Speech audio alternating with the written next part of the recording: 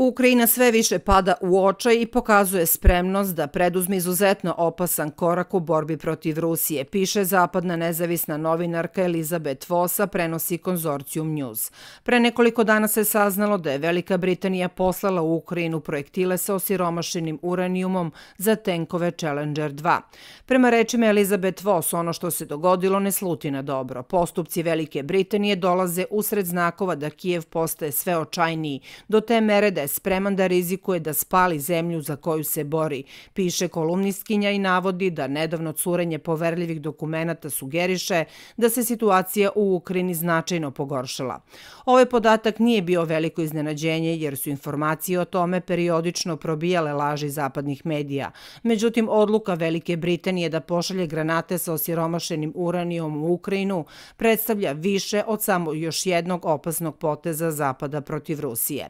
Ovo je primer spremnosti Kijeva da cilja etničko rusko stanovništvo u istočnoj Ukrajini i otruje zemlju koju pokušava da sačuva, kaže Vosova.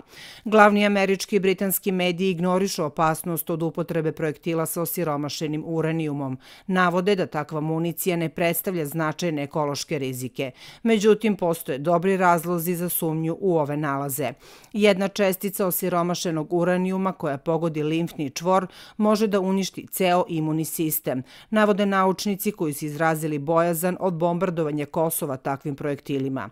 Novinarka smatra da spremnost Kijeva da počne da koristi tako opasno oružje treba posmatrati kao zlobno priznanje ukrajinskih vlasti svoje nemoći u pogledu povratka Donbasa. Ovo će za njih biti svojevrsni posljednji čin zle namere prema ruskom govornom stanovništvu ovog kraja. Odgovor Rusije na takav čin ukrajinske vojske i Zelenskog ne sluti na dobro. Jasno je svima da u Donbasu gde se vodi rat žive Rusi. Ukoliko Zelenski upotrebi radioaktivno oružje za uništenje ruskog stanovništva u Donbasu, odgovor Rusije će biti jeziv i to ne samo za Zelenskog i vojsku Ukrajine, nego i za one koji su tu municiju poslali. U tom smislu Rusija je već izrekla pretnje, konstatuje novinarka.